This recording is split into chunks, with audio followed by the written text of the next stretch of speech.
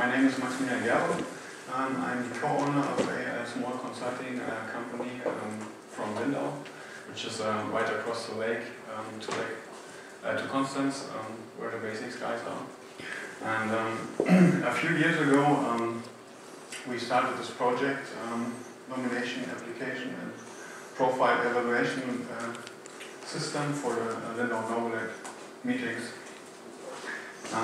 I don't know if you ever heard about the Lindau Noble Laureate meetings.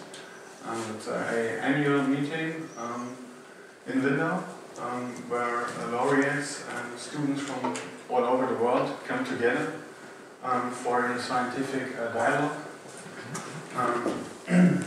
It's happening since 1951, and yeah, a few years ago we started this digital system for registration.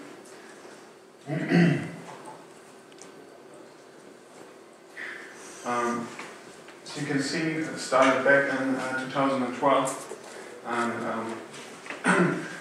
like every month and day we've got work to do. In the beginning, mainly the BaseX guys helped out and built the core system. And after a few years, I took mainly over, and I'm now maintaining the project. Would help again from the BaseX guys when it comes to the hardcore to-dos, or if the basic system itself has to be extended.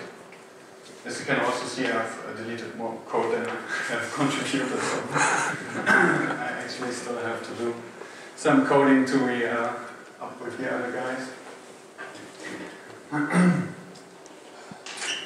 The system itself, it's like some components that exchange data.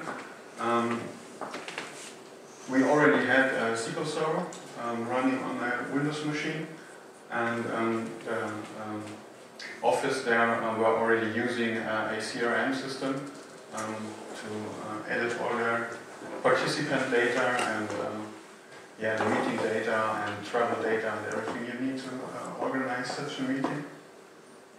But we needed a way to get this to the web and build a web front end, forms processing for all this information.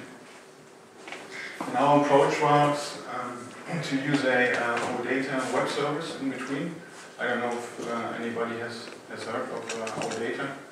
It's a specification from Microsoft.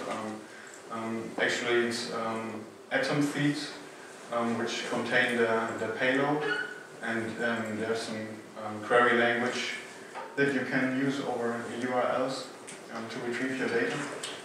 And we thought this would be a good fit because you get XML back. So if you're processing it with a BaseX XML processor, that should work out quite nicely. So the web part is a BaseX server running RESTxQ, and on the client side we have a JavaScript application, and at the moment it's still balanced to enable a lot of concurrent requests and monitor with one. I'll get to that, why we had to do this in just a few seconds, because like with every system, we had a few issues in the beginning and had to sort it out.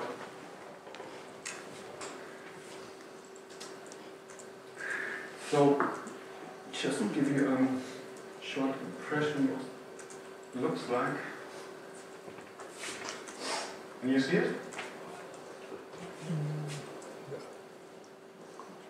Maybe you could put it in full screen.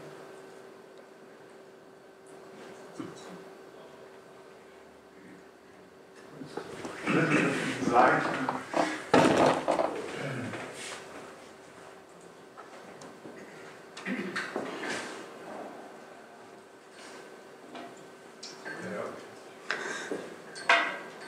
So just start over again. looks better on my screen. No, it's a forms application. It's dynamic forms. I could actually show the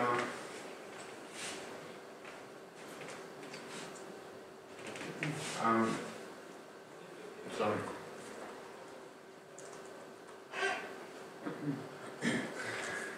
I think you get the idea. It's a form application where you can enter your data, you upload your data, you get dynamic feedback. If you completed all the sections, you can upload files to the system. They will be retrieved later for evaluation. You can enter your CV entries, publications, yeah, complete academic track record, what you have done. And so after you're finished with entering all your information as an applicant, there's another part. I hope you can see it a little bit better.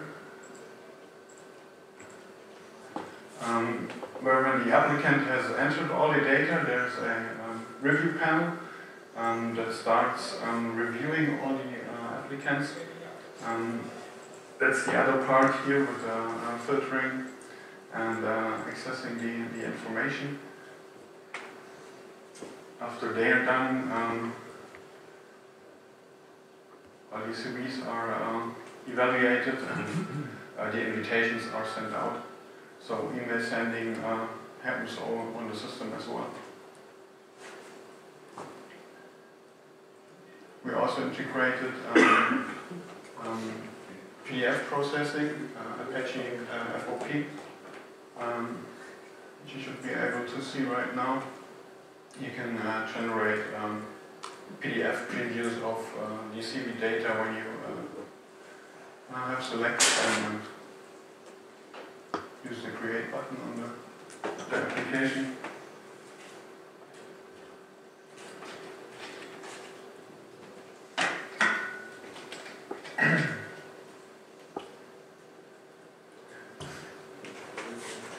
So I think that should be a small glimpse at what the system does. It's forms processing in the end. It's nothing too fancy, but the main obstacles were because we had a lot of users and simultaneously, and a lot of users from all over the world. Here you can see the top cities where the applicants come from, and on the next screen you can see the traffic. These peaks were what killed us in the beginning, because it's like always when you've got a timeline and a deadline, everybody is entering the information like right at the end. So we had to find a way to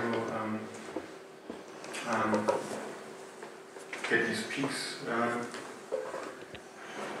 better handled, because at the beginning we used a technology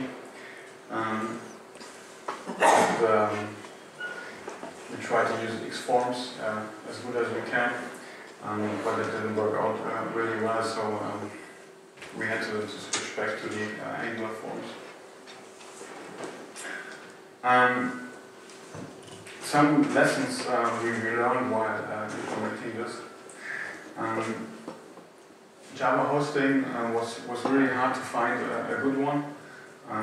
We tried JElastic, OpenStack, but now we are using a managed server because we had a lot of memory issues when we had these peak times. There was no way to find out on JElastic or OpenStack what exactly was happening, so you really have to have root access to your server to get all these details out, to sort problems like that out. The system is running with the Maybe setup, so the whole thing is configured via Maven and POM file. I don't know if you know this. it's helpful, but it's also not so easy to handle. A really hard part was the integration of Apache FOP, because I don't know if anybody of you tried to use 1.1 using Maven. It doesn't work because the 1.1 POM isn't correct. So we had to create atop repository and build a custom one. So that's a lot of work to do if you just want to use a PDF processor. As I think most BaseX web applications, this one is running on Chatty as well. It's really good, but it's always like flying blind, because there's not a lot of good documentation you can find. It's all over the place.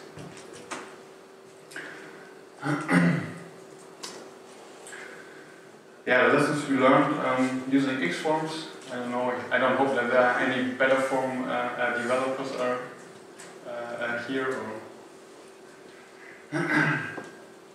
There are implementations. We used both of the open source implementations, Betterform and XSLT forms, but it didn't work out well because of this peak times. With Betterform, we had the issue that on the server side we were running out of memory, and with XSLT forms we had all kinds of issues in the browser. Browser is JavaScript, and there's no way you can get around that at the moment.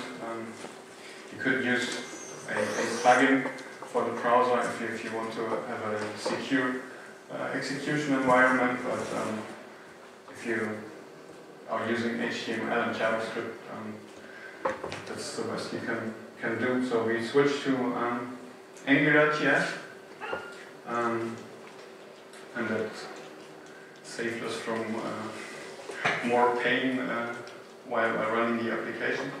I don't know, I think some of you have already used Angular.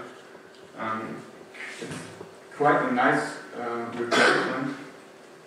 I've got some code here that's from the early version. That's Xforms. Here you can see the bind expression and inline xquery for generating some select lists, and the Xforms action changing the model instance. And if you look at that code on the Angular side, it's pretty much the same.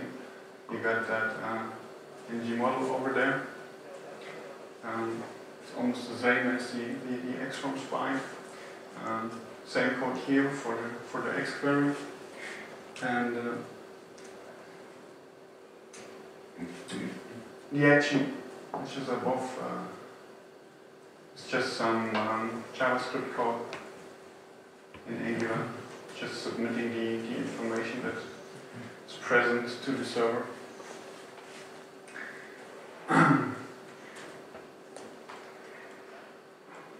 This is actually writing AngularJS directly.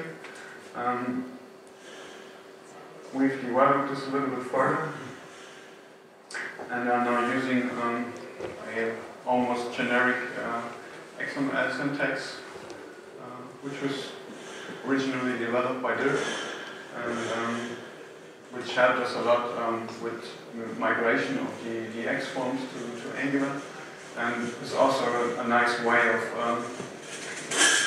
implementing the forms and developing new forms, because you, most of the time it's sufficient to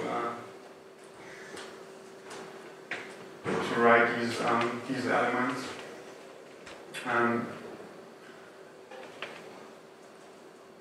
Like over there, you can see the options.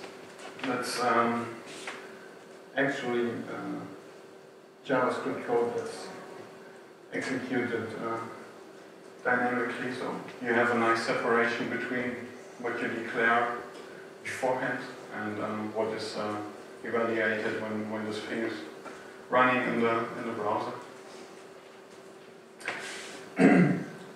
So this is what we have right now, and from the BaseX side, I just wanted to highlight some functionality that we are using.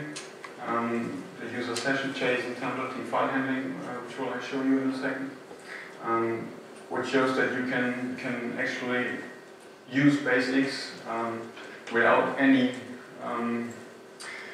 additions to it to serve a real web application.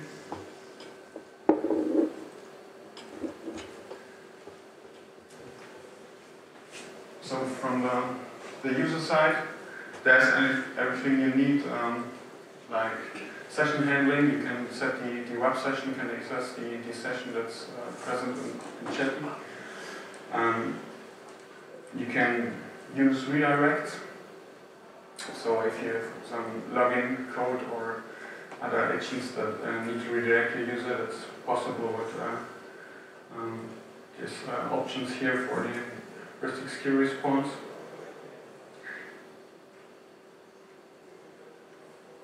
JSON support is actually pretty good. So we really depended on that lex equals true setting on JSON, because all our models had a underscore in the element names. So only after using this allowed us to not rewrite all the element names at any time we had to process the data. And we're using the default serialization, using this array syntax with typing the elements, which is working out really nicely. So the atop XML content is almost directly converted to this version and served to the clients.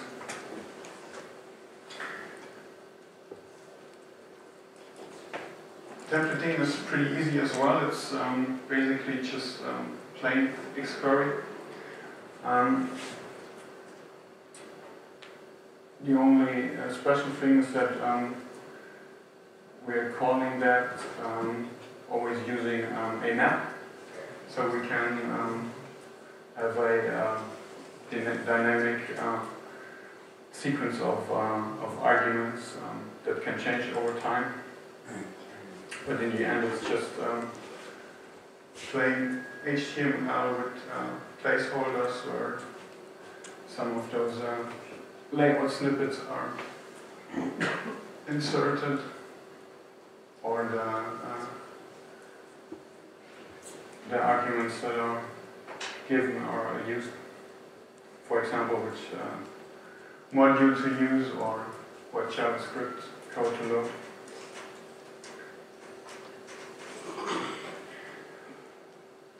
Another thing that wasn't given in the beginning is file handling. I don't know if you're aware of it, but right now it's also really easy to upload or download files using BaseX. When we started, we had a PHP version of this code running, and Christian was implementing the BaseX version simultaneously, which worked out really nicely.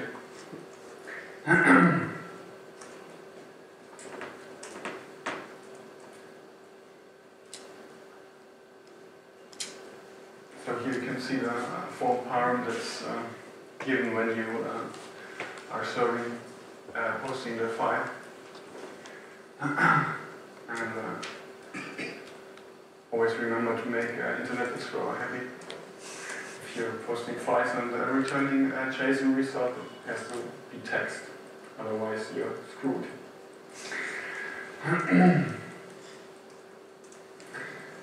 So right now. If you have any questions, please ask now.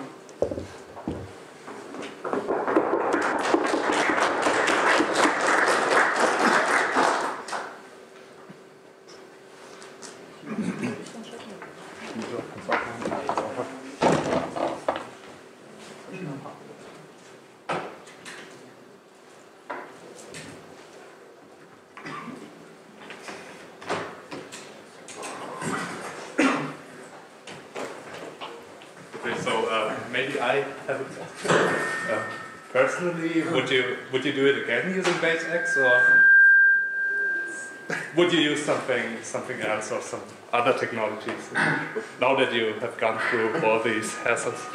No, now that we have gone through all these hassles, I would use it again. It was actually a lot of fun. It was hard work, and sometimes it was really hard because we had a lot of users, hundreds of users that were using it. And if you experience issues and 100 persons are mailing you, then get that fixed fast. But we did. It was always fixed fast, and the main issue has been the forms technology we use. Basic server always run pretty stable, and we never had any issues with the Xarray engine or the basic server. Good.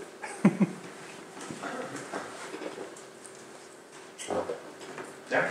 Can you give any numbers about the workload? How many users in parallel per second? Peak times we had like 3,000 to 4,000 requests a day. So you have some few hundred that are working with the system simultaneously. Mm-hmm.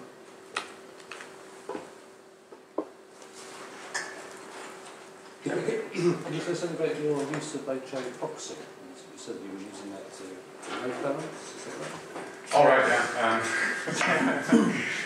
We used that because we were running out of memory on the server, and we just created like 8 or 10 instances of Chatty and the complete system, which were then balanced. So each of those was getting less users than before. So we were always right at the edge with users, but that saved us in the beginning. So that's one database and multiple injections, is that right? Or multiple? Yeah, it's not one database because the database is actually a SQL server. So still quite a lot of BaseX instances. But just to add on this, it's not because BaseX wasn't able to handle the request. It was actually a problem we had in the beginning with Better Forms, which was using around 80 megabytes per user a session, which we thought was not that good. And so we had 10 users, and then it was basically one session. Also, the server was just 32-bit, so we couldn't open more than 2 gigabytes of RAM. So then it was running out of RAM very fast, and that's the first solution we did doing this load balancing, and then we switched technologies. Okay. Did you wanna? Okay. Oh, yeah, okay. Thank you. You're the next one.